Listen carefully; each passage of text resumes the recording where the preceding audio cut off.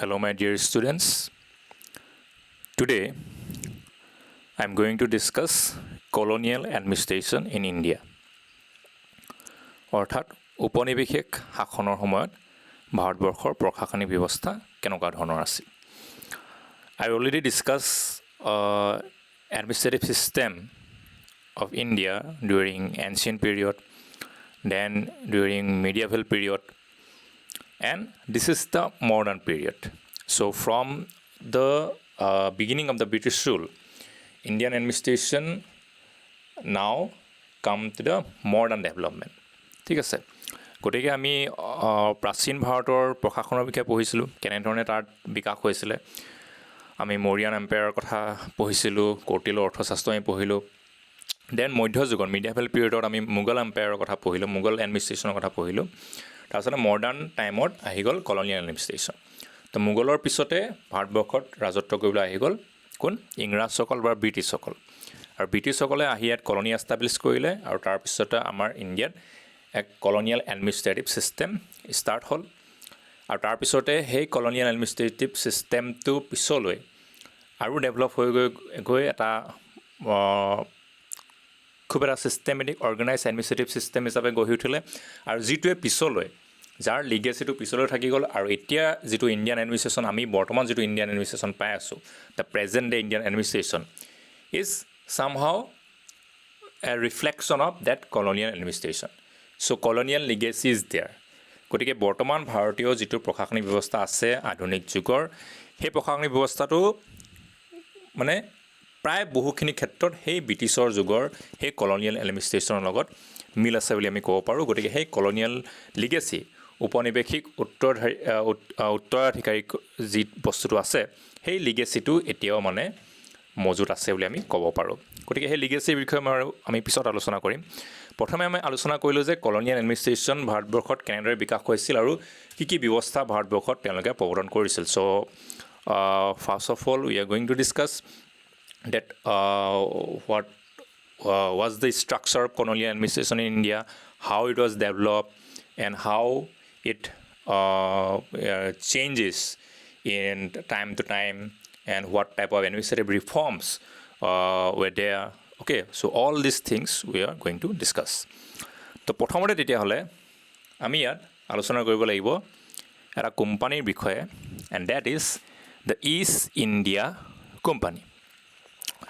Now, why this company? Because as we all know that when British came to India, so basically, first of all, a company came to India, that is the East India Company. Now, actually, British government authorized this East India Company to dealing with all the commercial sector of the eastern side. So this company came to India for the business purpose, for the commercial purpose. And gradually, they captured almost every parts of India. গতিকে ব্যৱসায়ৰ বাবে এই east India কোম্পানীক ব্ৰিটিছৰ চৰকাৰৰ ফালৰ পৰা স্বীকৃতি দিয়া হৈছিলে। গতিকে তেওঁলোকে বিশেষকৈ মানে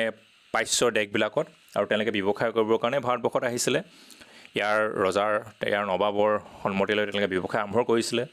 তাৰপিছত নিজৰ তেওঁলোকে কলনি এষ্টাব্লিছ কৰিলে। তাৰপিছত গ্ৰেজুৱেলি তেওঁলোকে নিজৰ বুদ্ধিৰ বলত, নিজৰ মানে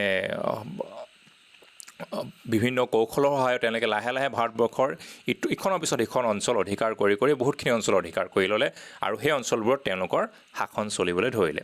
তো সেই তেতিয়াৰ পৰাই কলনিয়েল এডমিনিষ্ট্ৰেশ্যনৰ আৰম্ভণি বুলি ক'ব পাৰোঁ। Actually from that period of time colonial administration is started in India. তাৰ পৰা আৰম্ভ হ'ল বুলি ক'ব পাৰোঁ। But because it was a rule of a company, not a rule of a government. Okay, কিন্তু যিহেতু এইটো এটা কোম্পানীৰহে ৰুল আছিল, কোনো গভৰ্ণমেণ্টৰ ৰুল নাছিল, so' basically the system of governance was very commercial in character. আৰু সেইটো কাৰণে কি আছিলে, গোটেই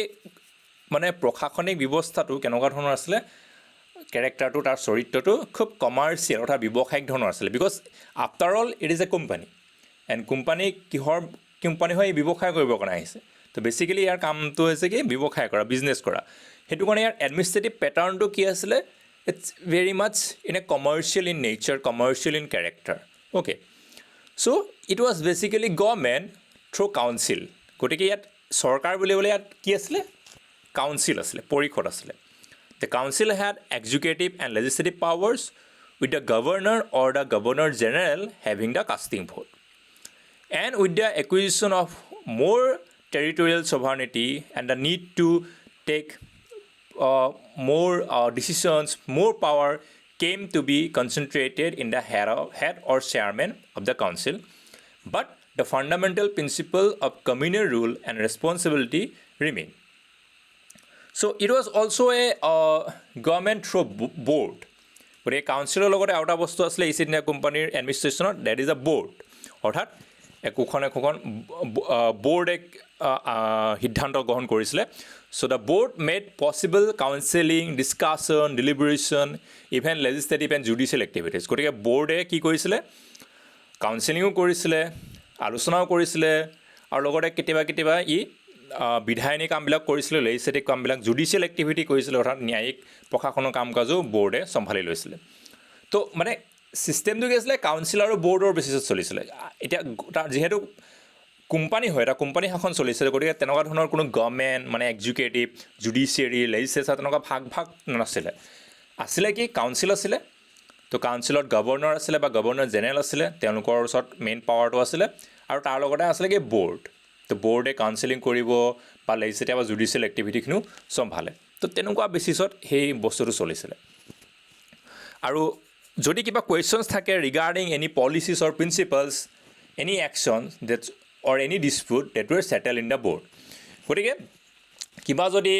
প্ৰশ্ন উত্থাপন হয় শাসনৰ বিষয়ে প্ৰশাসনৰ বিষয়ে কিবা যদি বিষয়ে ডিছকাছ কৰিবলগীয়া থাকে আলোচনা কৰিবলগীয়া থাকে কিবা যদি পলিচিৰ ওপৰত কিবা কুৱেশ্যন হয় সেইবোৰ গোটেইবোৰ ছেটেলমেণ্ট ক'ত হয় বোৰ্ডৰ সভাত হয় তো তাৰমানে আমি ক'ব পাৰোঁ যে board is kind of a legislative body on that particular time তাৰমানে সেই কোম্পানীৰ যিটো এডমিনিষ্ট্ৰেশ্যন চলি আছিলে সেইটো সময়ত যিহেতু কোনো এতিয়াৰ দৰে লেজিছলেচাৰ জুডিচিয়াৰী একো নাছিলে গতিকে সেই বোৰ্ডে লেজিছলেচাৰো আছিলে বোৰ্ডে জুডিচিয়াৰীও আছিলে তেনেকুৱা ধৰণৰ কামটো বোৰ্ডে কৰিছিলে আৰু কাউন্সিলক আমি ধৰি ল'ব পাৰোঁ এক্সিকিউটিভ হিচাপে so' council is like a executive of modern age and board is like legislature and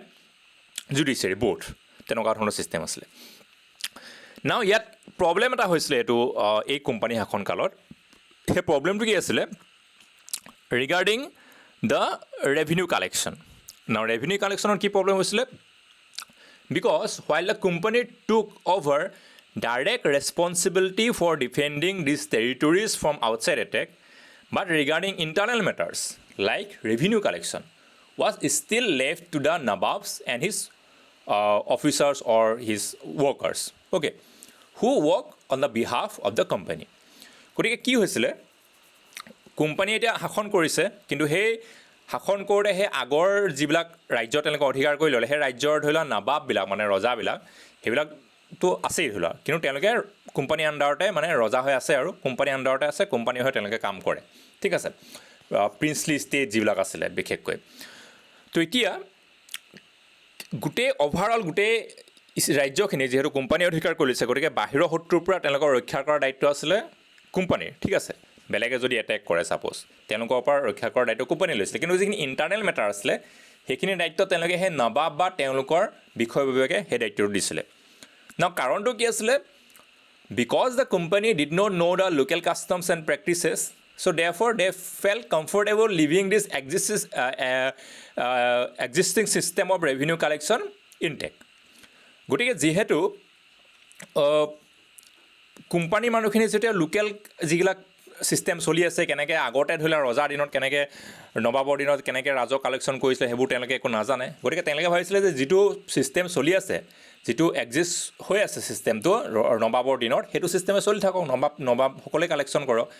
কিন্তু আমাৰ নামত কালেকশ্যন কৰিব তাৰমানে গতিকে তেওঁলোকে কালেকশ্যন কৰক কিন্তু আমাৰ নামত কৰক ঠিক আছে তো সেইটো ছিষ্টেম তেনেকৈ কণ্টিনিউ কৰি ৰাখিছিলে তেওঁলোকে তাত মানে তেওঁলোককে দায়িত্বটো দি দিছিলে নবাব আৰু তেওঁ অফিচাৰ্ছবিলাকক গতিকে তেওঁলোকেই কোম্পানী হৈ পিনে ৰেভিনিউ কালেকশ্যন কৰিব কিন্তু প্ৰব্লেমটো ইয়াত হৈছিলে কি that this resulted in the use of the worst type as maximum revenue was extracted from the people কিন্তু ইয়াৰ ফলত কি হৈছিলে নবাব আৰু তেওঁৰ অফিচাৰ্ছবিলাকে সুযোগ গ্ৰহণ কৰি মানুহৰ পৰা যিমান পাৰে সিমান ৰেভিনিউ কালেক্ট কৰি লৈছিলে য'ত কিন্তু নামটো বদনাম হৈছিলে কাৰ কোম্পানীৰ নামটো বদনাম হৈছিলে কাৰণ ৰজা মানে নবাব আৰু তেওঁৰ অফিচাৰবিলাকে ৰেভিনিউ কালেকশ্যন কৰিছিলে কাৰ নামত কোম্পানীৰ নামত চ' কোম্পানীৰ নামটো বেয়া হৈছিলে and the nawab and his men pocketed a lot of money through this collection আৰু তেওঁলোকে কি কৰিছিলে মানে ছাপ'জ এনে এক্সাম্পল এটা দিছোঁ ছাপ'জ 100 টকা কালেকশ্যন কৰিছে 50 টকা ধৰি লওক কোম্পানীক দিলে 50 টকা নিজৰ পকেটত ৰাখিলে তো তেনেকুৱা ধৰণৰ এটা কৰাপশ্যনো হৈছিলে ইয়াত এইটো টাইমত তো সেইটো কাৰণে কি হৈছিলে সেইটো টাইমত ৰেভিনিউ কালেকশ্যনৰ অলপ প্ৰব্লেম এটা চলি আছিলে সেইকাৰণে প্ৰব্লেমখিনি ঠিক কৰিবৰ কাৰণে 1773 এখন এক্ট আহিলে that is call as the regulating act of 1773 আৰু ইয়াত যদি মই টাইমৰ কথা কওঁ টাইম ফ্ৰেমটোৰ কথা কওঁ তেতিয়াহ'লে বেচিকেলি আমাৰ কোম্পানীৰ ৰুলটো আৰম্ভ হৈছে 1757 পৰা ইণ্ডিয়াত একদম অফিচিয়েলি যদি আমি কওঁ অফিচিয়েল যদি এটা ইয়েৰ দিব লাগে ডেট ইজ দ্য 1757 নাও হোৱাই 1757 বিকজ 1757 এখন বহুত ডাঙৰ যুদ্ধ হৈছিলে that is the war of Palashi যুদ্ধ হৈছিলে নাও পলাচী যুদ্ধ কাৰ মাজত হৈছিলে between company and Nawab Sirajuddaulah তো বেংগলৰ যি নবাব আছিলে চিৰাজউদ্দৌলাৰ মাজত হৈছিলে তো চিৰাজউদ্দৌলা হৰুৱাই পিনে কোম্পানী একচুৱেলি ক'বলৈ গ'লে তেতিয়াৰ পৰাই কোম্পানী ৰুলটো ষ্টাৰ্ট হৈছিলে অফিচিয়েলি তো সেই কেইবাবছৰ 57 পৰা 73 লৈকে কোম্পানী এনেকুৱা ধৰণৰকৈ কমাৰ্চিয়েল পাৰ্পজত বা কমাৰ্চিয়েল কেৰেক্টাৰত শাসন কাৰ্য চলালে ঠিক আছে কিন্তু পিছৰ পৰ্যায়ত এখন এক্ট আনিবলগীয়া হ'ল specially due to the this kind of situation or problems created regarding revenue collection so' there was a act came in 1773 that is the regulating act now এই এক্টখনত কি আছিলে this act can be called as the first action on the part of the British government to regulate the affairs of the company in India. তো এই এক্টখনক ক'ব পাৰি যে ইয়াৰ আছিলে ব্ৰিটিছ চৰকাৰৰ প্ৰথমটো প্ৰচেষ্টা য'ত তেওঁলোকে কোম্পানীয়ে যি ভাৰতবৰ্ষ শাসন কৰিছে তাত তেওঁলোকে ইণ্টাৰফেয়াৰ কৰিছে বা তাত তেওঁলোকে নিজৰ কিবা এটা তাত ইনপুট দিছে ঠিক আছে কাৰণ ইয়াৰ আগলৈকে কোম্পানীয়ে নিজৰ মতে শাসন কৰি আছিলে ব্ৰিটিছ গভৰ্ণমেণ্টৰ তাত কোনো ৰোল নাছিলে কিন্তু এই এক্টখনৰ পৰাই ব্ৰিটিছ গভৰ্ণমেণ্টে তাত এটা ৰোল প্লে কৰিলে ঠিক আছে গতিকে সেইবাবে ব্ৰিটিছ গভৰ্ণমেণ্টৰ ৰোলটো সেই 1773 এক্টখনৰ পৰা আহি গ'লগৈ আৰু এক্টখনৰ যোগেদি অলপমান বস্তুটো অলপমান ছিষ্টেমেটিক কৰিবলৈ তেওঁলোকে ট্ৰাই কৰিলে স্পেচিয়েলি তেওঁলোকে কি কৰিলে they designated the governor of Bengal as the Governor General of Bengal and governors of other provinces of India were subordinate to him. তো তেওঁলোকে কি কৰিলে বেংগলক কৰি ল'লে কি মেইন চেণ্টাৰ পইণ্ট কৰি ল'লে ইণ্ডিয়াৰ বেংগলক ঠিক আছে so' Bengal became the main centre point of India so' বেংগলৰ যিজন গভৰ্ণৰ জেনেৰেল থাকিব যিজন গভৰ্ণৰ থাকিব তেওঁক কোৱা হ'ল গভৰ্ণৰ জেনেৰেল বুলি আৰু তেওঁৰ আণ্ডাৰত বাকী যিখিনি ৰাজ্য আছে ভাৰতবৰ্ষৰ তাৰ গভৰ্ণৰখিনি তেওঁৰ আণ্ডাৰত থাকিব ঠিক আছে And the Governor General was to be assisted through a council of 4 members sent from England. আৰু গভৰ্ণৰ জেনেৰেলক সহায় কৰিবৰ কাৰণে চাৰিজনীয়া মেম্বাৰৰ এটা কাউন্সিল থাকিব পৰিষদ থাকিব যিসকলক ইংলেণ্ডৰ পৰা পঠিওৱা হ'ব and decisions were to be taken through majority vote and the governor general had a casting vote আৰু সকলো ডিচিশ্যন মেজৰিটি ভোটত লোৱা হ'ব আৰু গভৰ্ণৰ জেনেৰেলৰ ওচৰত তেওঁ এটা সেই ভেটো পাৱাৰ থাকিব তেওঁৱে নিৰ্ণায়ক ভোটটো দিব পাৰিব okay and all other British territories in India came to be controlled from Bengal ঠিক আছে গতিকে গোটেই যিমানবোৰ ব্ৰিটিছে টেৰিটৰি লৈ লৈছে ইণ্ডিয়াৰ সেই গোটেইবোৰ ক'ৰ পৰা কেন্দ্ৰ মানে কণ্ট্ৰল হ'ব বেংগলৰ পৰা ঠিক আছে গতিকে বেংগল চেণ্টাৰ পইণ্ট হৈ গৈছে ঠিক আছে আৰু এতিয়া যে আমি কওঁ আমাৰ আসাম হওক অৰুণাচল মানে আমাৰ নৰ্থ ইষ্ট বুলি কওঁ নৰ্থ ইষ্ট ঠিক আছে উত্তৰ পূব বুলি আমি কওঁ but if you look into the Indian map আমাৰ এৰিয়াটো ঠিক নৰ্থ ইষ্টত নপৰে ঠিক আছে মানে নৰ্থ ইষ্ট বুলি যদি কয় ইমান নৰ্থ ইষ্টত ঠিক নপৰে কিন্তু নৰ্থ ইষ্ট বুলি কেলৈ কোৱা হয় একচুৱেলি ব্ৰিটিছৰ দিনৰ পৰাই নৰ্থ ইষ্ট টাৰ্মটো আহি গ'ল কি কাৰণে বিকজ ব্ৰিটিছৰ কেপিটেলটো ক'ত আছিলে প্ৰথমতে বেংগলত আছিলে বেংগলৰ পৰাই ব্ৰিটিছে চব বস্তু কণ্ট্ৰল কৰিছিলে তো বেংগলত যদি কোনোবা মানুহজন থাকে তেওঁৰ নৰ্থ ইষ্ট ছাইডটো হ'ব আমাৰ এইখিনি ৰাজ্য মানে আসাম মণিপুৰ অৰুণাচল চ' সেইকাৰণে তেওঁলোকক সেই নৰ্থ ইষ্ট টাৰ্মটো পাই গ'লগৈ আৰু আমাৰ ৰাজ্যখিনি এই মানে 7 চিষ্টাৰ্ছ বুলি কোৱা হয় পিছত ছিকিমো এড হৈ গ'লগৈ গতিকে কি তেওঁলোকক নৰ্থ ইষ্ট বুলি জনা গ'ল গতিকে সেই বস্তুটোৰ টাৰ্মটো ব্ৰিটিছৰ দিনৰ পৰাই অহা একজেক্টলি এতিয়া যদি ইণ্ডিয়ান মেপত চাওঁ আমাক সেইখিনি নৰ্থ ইষ্টত নপৰে একেবাৰে একজেক্ট নৰ্থ ইষ্টত নপৰে কিন্তু গতিকে সেইটো ব্ৰিটিছৰ একচুৱেলি টাইমৰ পৰা অহা এনিৱেজ তো চেণ্টাৰ পইণ্টটো ক'ত থাকিলে বেংগলত থাকিলে so' this is all about the regulating act okay then regulating এক্টটোৱে আকৌ কি কৰিলে they changes in the company's organization in England made it more effective managing body at the headquarters তেওঁলোকে গোটেই কোম্পানীৰ সাংগঠনিক ভেটিটো সলনি কৰি অলপমান বেছি এফেক্টিভ বনালে যাতে ই অলপমান ভাল ধৰণে আগতকৈ ভাল ধৰণে কাম কৰিব পাৰে and this act also created a centralized administration in India creation the Bombay and Madras governor subordinate to the Governor General of Bengal and there was a felt need for a uniform policy for the whole British India therefore avoiding much wasteful expenditure and they also created Supreme Court made for better justice to British subjects this regulating act brought in a system of check and balance it made governors subordinate to the Governor General the Governor General subordinate to his council and the Supreme Court effective in its control over the Governor General in Council. So the regulating act laid the foundation of central administration and instituted a system of parliamentary control. It marked the beginning of a company's transformation from a trading body to a corporation of new type entirely administrative in its object and subordinate to parliament. গতিকে regulating এক্টখনে কি change আনিলে প্ৰথমতে তেওঁলোকে সাংগঠনিক ভেটিটো সক্ৰিয়ালি কৰিলে লগতে এখন চেণ্ট্ৰেলাইজ এডমিনিষ্ট্ৰেশ্যন কেন্দ্ৰীভূত প্ৰশাসনিক ব্যৱস্থা ভাৰতবৰ্ষত প্ৰৱৰ্তন কৰিলে য'ত বম্বে মাদ্ৰাছ যিমানবোৰ ৰাজ্য অধিকাৰ কৰি লৈছে কোম্পানীয়ে তেওঁলোকৰ গভৰ্ণৰবোৰ কাৰ অধীনত থাকিব ছাবৰ্ডিনেট হ'ব বেংগলৰ গভৰ্ণৰ জেনেৰেলৰ লগত গতিকে গভৰ্ণৰ জেনেৰেলজন মেইন হ'ব আকৌ গভৰ্ণৰ জেনেৰেলজন আকৌ কি হ'ব কাৰ ছাবৰ্ডিনেট হৈ থাকিব তেওঁৰ কাউন্সিলৰ পৰিষদৰ আকৌ গোটেইখিনি বস্তু কণ্ট্ৰল কৰিবৰ কাৰণে বা তেওঁলোকক মানে সকলো দিশবিলাক স্পেচিয়েলি ল' ৰিলেটেড দিশবিলাক চোৱা চিতা কৰিবৰ কাৰণে কি থাকিব ছুপ্ৰিম কোৰ্ট তো ছুপ্ৰিম কোৰ্টৰ ব্যৱস্থাটো তেতিয়াই কৰা হৈছিলে ঠিক আছে গতিকে আল্টিমেটলি এটা চেক এণ্ড বেলেঞ্চ আছিলে মানে ইটোৱে ইটোক চেক আৰু বেলেঞ্চ কৰি ৰাখিব ইটোৱে ইটোক কণ্ট্ৰল কৰি ৰাখিব গভৰ্ণৰখিনিক গভৰ্ণৰ জেনেৰেলে কণ্ট্ৰল কৰিব গভৰ্ণৰ জেনেৰেলৰ ওপৰত কাউন্সিলৰ এটা অধিকাৰ থাকিব আৰু কাউন্সিলৰ গোটেই কামখিনি আকৌ ছুপ্ৰিম কোৰ্টে নিৰীক্ষণ কৰি থাকিব তো তেনেকুৱা ধৰণৰ এটা ছিষ্টেম কৰা হ'ল আৰু ইয়াৰ ফলত কোম্পানীৰ যিটো এটা কোম্পানীটো আছিলে is like a trading body his administrative system is totally in a commercial in nature সেই বস্তুটো সলনি কৰি এটা টোটেলি কমপ্লিটলি এডমিনিষ্ট্ৰেটিভ ছিষ্টেমলৈ কমপ্লিট পাৰফেক্ট মানে প্ৰপাৰ এডমিনিষ্ট্ৰেটিভ ছিষ্টেমলৈ অনা হ'ল ঠিক আছে বাই দিছ ৰেগুলেটিং এক্ট এইখন এক্টৰ পিছতে আৰু এখন এক্ট আহিলে that is Pitt's India act 1784 Now, সেইখন এক্টে কি কৰিলে this act provided for a body of 6 commissioner popularly recognized as the Board of Control. তো এইখন এক্টে আনিলে কিহৰ ব্যৱস্থা Board of Control ব্যৱস্থা This Board of Control consisted of one Secretary of State, the Chancellor, and 4 Privy Councillor. আৰু কোনে appoint কৰিব তেনেকৈ ৰজাই এপইণ্ট কৰিব okay and this act also reduced the number of members of Governor General Council to 3. One of them was to be the Commander-in-Chief. And these changes enabled the Governor General to get a majority even if he could get the support of only one. So basically, this Pitt's India Act invested more on Governor General and in terms of his power, this act also mention about the discretionary powers to the Governor General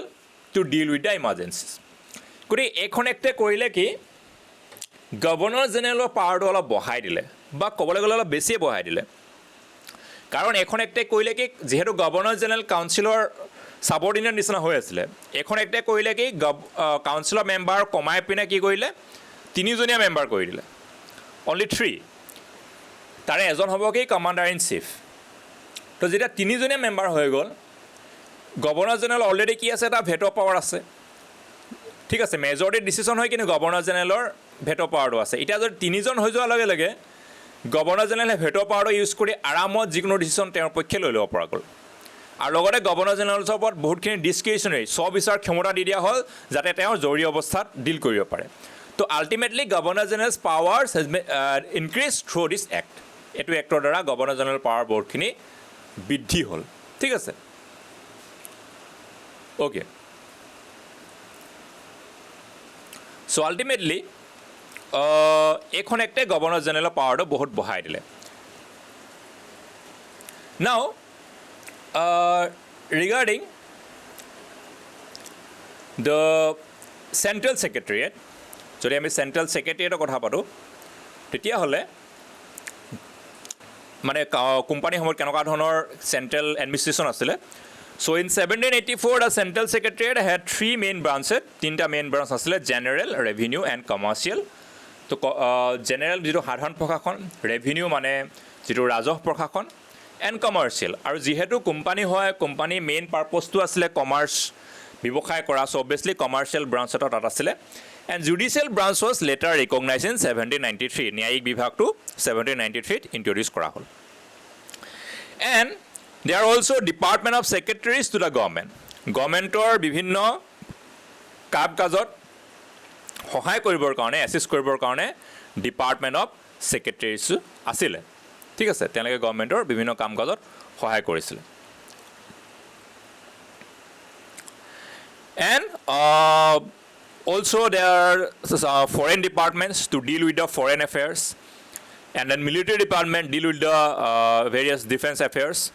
and most importantly revenue department গতিকে revenue departmentটো আছিলে যিটো মানে বহুত এটা গুৰুত্বপূৰ্ণ department আছিলে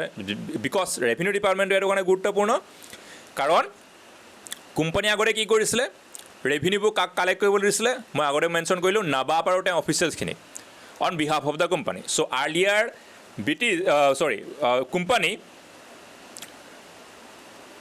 just gave the Nawab and officials the responsibility of collection revenue. So তেওঁলোকে নিজে কালেক্ট কৰা নাছিলে নবাব আৰু তেওঁৰ অফিচাৰ্ছখিনিয়ে কালেক্ট কৰিছিলে কোম্পানীৰ হৈ পিনে আৰু সেইটো কাৰণে কি প্ৰব্লেম হৈছিলে মই কৈছিলোঁৱে যে মানুহৰ পৰা খুব বেছিকৈ ৰেভিনিউ লোৱা হৈছিলে so' the maximum revenue extracted from the general people and Nawab and his official loaded their pocket with this revenue তাৰমানে ধৰি লওক 100 টকা কালেকশ্যন কৰিছে 50 টকা নিজৰ ৰাখি 50 টকাহে কোম্পানীক দিছে তো বেছি ৰেভিনিউ লোৱাৰ কাৰণে কোম্পানীৰ নামো বদনাম হৈছে কিন্তু কোম্পানীয়ে সিমানখিনি টকা পোৱাও নাই কৰাপশ্যন হৈছে মাজত তো সেইটো কাৰণে কি কৰিলে ৰেভিনিউৰ অলপমান চেঞ্জ অনা হ'ল পিছত যিটো আমি এতিয়া পাম দ্য এডমিনিষ্ট্ৰেশ্যন অফ ৰেভিনিউ তো ব্ৰিটিছে প্ৰথমতেতো ইম্পেৰিয়েল গ্ৰাণ্ট অফ দিৱানী সেইটো ল'লে দিৱানীৰ গোটেই কণ্ট্ৰলটো তেওঁলোকে নিজৰ হাতলৈ আনিলে নাও দিৱানী মানে কি যিটো মোগল এডমিনিষ্ট্ৰেশ্যন বৰ্ডে পাইছিলে যে দিৱানৰ ওচৰত কি আছিলে দিৱানে আছিলে মেইন এডমিনিষ্ট্ৰেটিভ ৰেভিনিউ অফিচাৰ গোটেই ৰেভিনিউ এডমিনিষ্ট্ৰেশ্যনৰ কণ্ট্ৰলটো আছিলে কাৰ ওচৰত দিৱানৰ ওচৰত তো সেইটো কাৰণে গোটেই বস্তুটোক দিৱানী বুলি কোৱা হয় গোটেই ৰেভিনিউ ছিষ্টেমটোকে কোৱা হৈছিলে এইটো টাইমত মোগল এডমিনিষ্ট্ৰেশ্যনৰ টাইমত কি diwani the whole whole revenue system is known as Diwani during the time of Mughal administration. তো ব্ৰিটিছে যেতিয়া আহিলে তেওঁলোকে গোটেই দিৱানী ছিষ্টেমটো গ্ৰাণ্টটো নিজে লৈ ল'লে কিন্তু প্ৰথমতে কি আছিলে নবাববিলাকক নিজে তেওঁলোককে কালেক্ট কৰিবলৈ দিছিলে হিয়াত কৰাপশ্যন হোৱাৰ কাৰণে খেলি মেলি হোৱাৰ কাৰণে নাও company from the board of council of revenue council গঠন কৰিলে তেওঁলোকে দেন তেওঁলোকে গঠন কৰিলে ডিষ্ট্ৰিক্ট এডমিনিষ্ট্ৰেশ্যন জিলা প্ৰশাসন এণ্ড এপইণ্টেড ডিষ্ট্ৰিক্ট কালেক্টৰ আৰু তাৰপিছতে তেওঁলোকে জিলা সংগ্ৰাহক তেওঁলোকে এপইণ্ট কৰিলে এই ডিষ্ট্ৰিক্ট কালেক্টৰজনেই বৰ্তমানো চলি আছে কিছুমান ঠাইত ডেপুটি কমিশ্যনাৰ বুলি কয় যেনেকৈ আমি অসমত ডেপুটি কমিশ্যনাৰ কওঁ কিন্তু কালেক্টৰ বুলি বহুত ৰাজ্যত এতিয়াও কালেক্টৰ বুলিয়ে কয় সেই আগৰ ট্ৰেডিশ্যন অনুসৰি এতিয়াও কালেক্টৰ বুলিয়ে কয় চ' ডিষ্ট্ৰিক্ট কালেক্টৰ বুলি কি কাৰণে কোৱা হয় because his main function was to collect revenue কাৰণ তেওঁৰ প্ৰধান কামটো আছিলে ৰেভিনিউ কালেকশ্যন কৰা ঠিক আছে তাৰপিছতে বৰ্ড অফ ৰেভিনিউ ফৰ্ম কৰা হ'ল দেন ডিভিজনেল কমিশ্যনাৰ জিলাবোৰৰ দায়িত্বত থাকিব ডিষ্ট্ৰিক্ট কালেক্টৰ কিন্তু কেইবাখনো জিলা লগ লাগি এখন ডিভিজন হ'ব তো সেই ডিভিজনৰ ৰেভিনিউ কালেকশ্যনৰ কামটোৰ ক্ষেত্ৰত ডিভিজনেল কমিশ্যনৰ দায়িত্ব দিয়া হ'ল দেন চিভিল ছাৰ্ভিচৰ কথা আহিলে because British somehow the company felt that we need more assistance because দিন বাঢ়ি যোৱাৰ লগে লগে এডমিনিষ্ট্ৰেটিভ ফাংচনবোৰ বাঢ়ি গ'ল so' company felt that we need more assistance so' they also'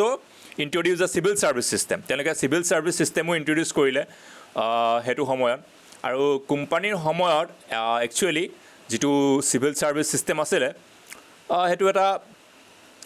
kind of a covenant civil service বুলি জনা গৈছিলে বা ইম্পেৰিয়েল চিভিল ছাৰ্ভিচ সেইটো টাইমত ইণ্ট্ৰডিউচ কৰিছিলে ঠিক আছে so' this is all about the company's administrative system during the time of company rule তো এইখিনি সময়লৈকে আছিলে কি কোম্পানী ৰুলৰ সময় এডমিনিষ্ট্ৰেশ্যন নাও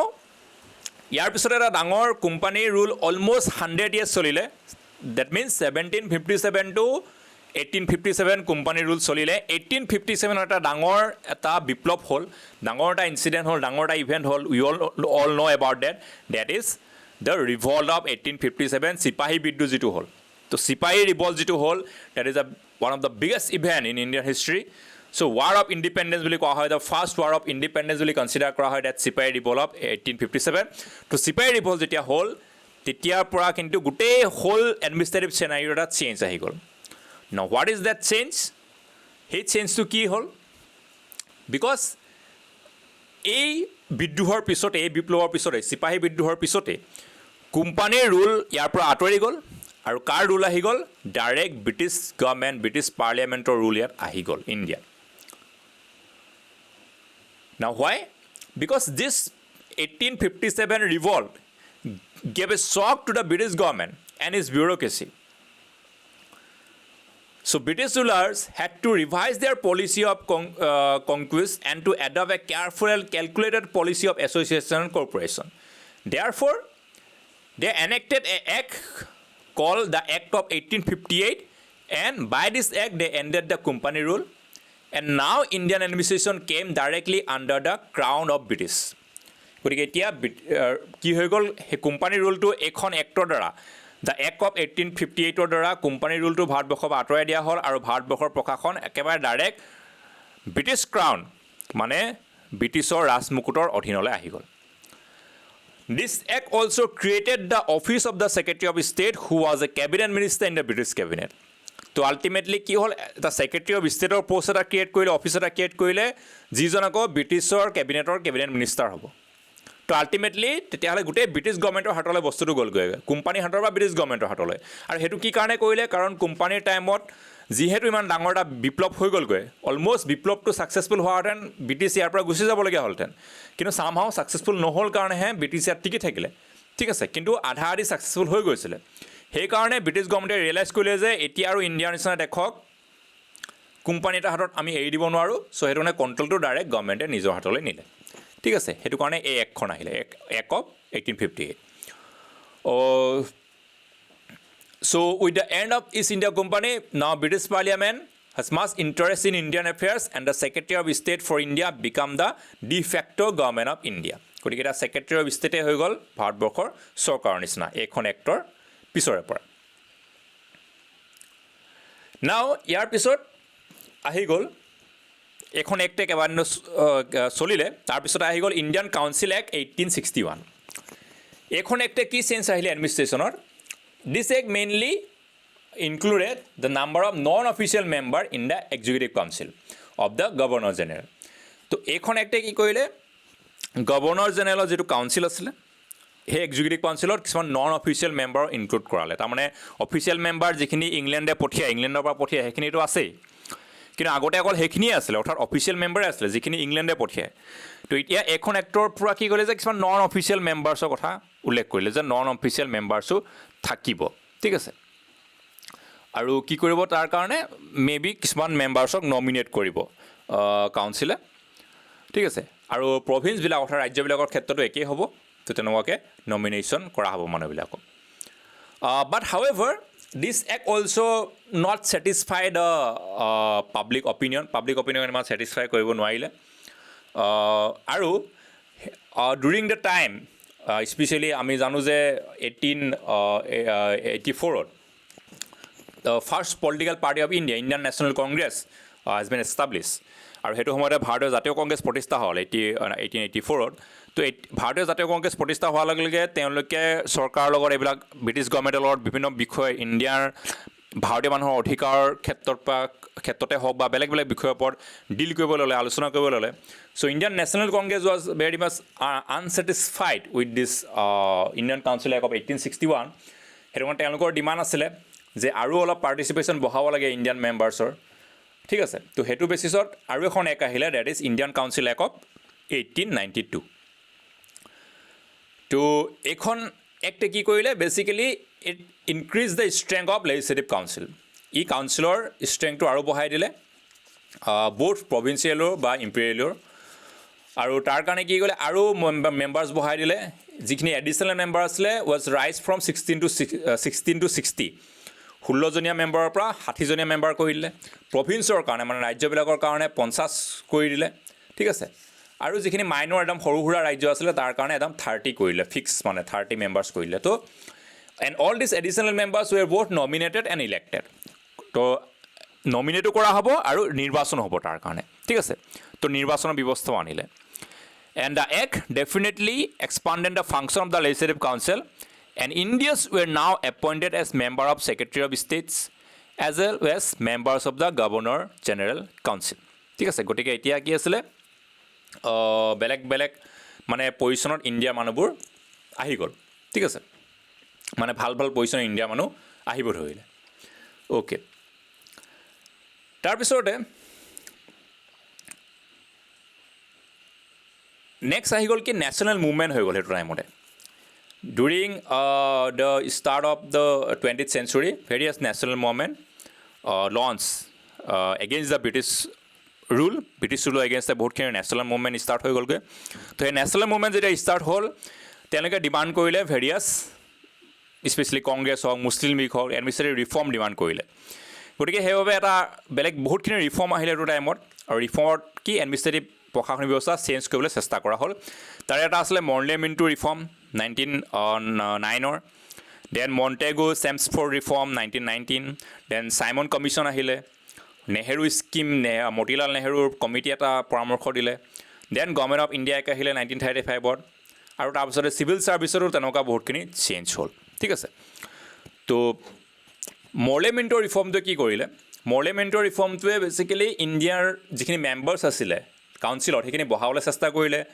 আৰু ইণ্ডিয়াৰ মানুহখিনি ইণ্ডিয়াৰ মেম্বাৰ্ছে যাতে ভাল ভাল পজিশ্যন পায় সেইখিনি কথা চেষ্টা কৰিলে বাট ইয়াৰ মেইন প্ৰব্লেমটো আছিলে কি যিটো ছিপাৰেট ইলেক্টৰেট ফৰ মুছলিমৰ কাৰণে ছিপাৰেট ইলেক্টৰেট ছিষ্টেম দিয়া হৈছিলে দিছ was the actually beginning of the communal representation and this lasted for long and ultimately it logically led to the partition of the country on the communal basis কিন্তু ইয়াত এটা কি বস্তু আনি দিলে কি মুছলমান মানুহৰ কাৰণে এটা পৃথক নিৰ্বাচক মণ্ডলী আনি দিলে সেইটোৱে পিছলৈ লিড কৰিলে কি কমিউনেল এটা ডিভিজন আনি গ'ল ইণ্ডিয়াত আৰু সেই কমিউনেল ডিভিজনটো লাষ্টলৈকে থাকিলে সেইটোৱে ভাৰতবৰ্ষৰ পাৰ্টিশ্যন হোৱাত অৰিহণা যোগালে দেন 1919ত যিখন গভৰ্ণমেণ্ট অফ ইণ্ডিয়া এক্ট আহিলে থ্ৰু দিছ মণ্টেগু এণ্ড চেমছফৰ্ড ৰিফৰ্ম সেই 1919ত একখনে কি কৰিলে যে তেওঁলোকে যিমান পাৰে সিমান ভাৰতীয় মানুহক মানে কি ক'বলৈ হ'লে নিজৰ লগত ৰাখিব বিচাৰিলে চ' কাউন্সিলত আৰু ভাৰতীয় মেম্বাৰ বাঢ়ি গ'ল লগতে কাউন্সিলৰ এটা ছেটআপ বনোৱা হ'ল য'ত মানে ভাৰতীয় মানুহক যিমান পাৰে সিমান ইনক্লুড কৰা হ'ল specially in the local government ঠিক আছে আৰু কি কৰা হ'ল যে এটা চিভিল ছাৰ্ভিচৰ ক্ষেত্ৰত এটা চেঞ্জ এটা হ'ল পাব্লিক ছাৰ্ভিচ কমিশ্যন এষ্টাব্লিছ কৰা হ'ল as well as all India service establish কৰা হ'ল and examination civil service examination was set up যাতে ভাৰতীয় মানুহে পৰীক্ষা দিয়ক পৰীক্ষা দি মেলি এডমিনিষ্ট্ৰেশ্যনৰ পাৰ্ট হ'ব পাৰে so' that this system was there through this 1919 government of India act so' It is a view of progressive realization of a responsible government in British India because India is an integral part of the British Empire. গতিকে এই একখনৰ যোগেদি এটা ভবা আছিলে এটা কথা মানে কোৱা হ'ল যে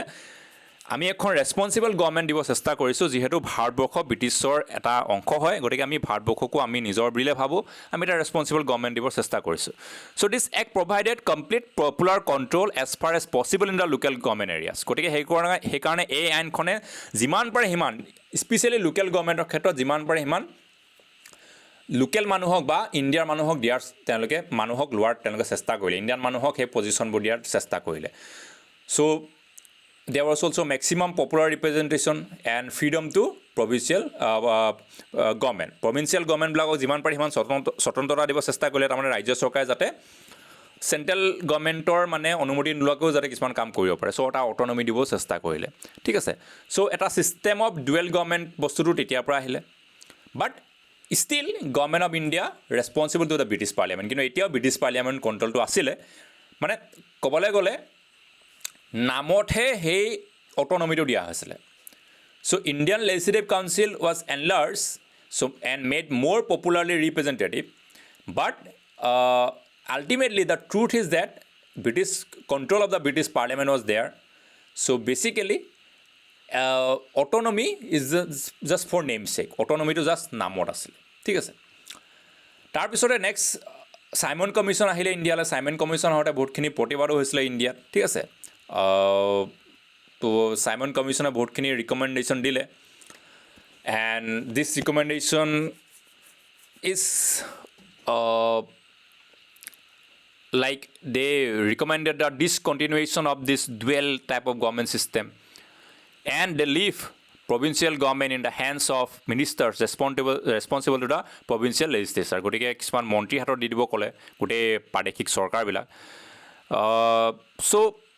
কিছুমান বস্তুকেইটা চেঞ্জ আনিলে আৰু কিছুমান স্পেচিয়েল পাৱাৰ গভৰ্ণৰক দিয়াৰ কথা ভবা হ'ল বাট কিছুমানে এইটো একচেপ্ট নকৰিলে তাৰপিছতে অল ইণ্ডিয়া পাৰ্টি কনফাৰেঞ্চ হ'ল য'ত আহিলে কি নেহেৰু স্কিম আহিলে So Nehru scheme was there in the all party conference which was held in Delhi in February 1928 and it came out with a report that which is recognized as Nehru report because it was named after Pandit Motilal Nehru which was who was the chairman of this committee so তেওঁলোকে এটা recommendation কৰিলে যে there should be a responsible government for both provinces and the central government had bicameral legislature. Its lower house was directly elected from joint non-communal constituencies and the sharing of power was on federal basis with residual power retained with the center. গতিকে তেওঁলোকে কি recommend কৰিলে নেহেৰু স্কিমে বা নেহেৰু কমিটিৰ ৰিপৰ্টে যে এখন responsible government হ'ব লাগে দায়িত্বশীল চৰকাৰ হ'ব লাগে চেণ্টাৰটো আৰু প্ৰভিন্সতো আৰু চেণ্ট্ৰেল গভৰ্ণমেণ্টে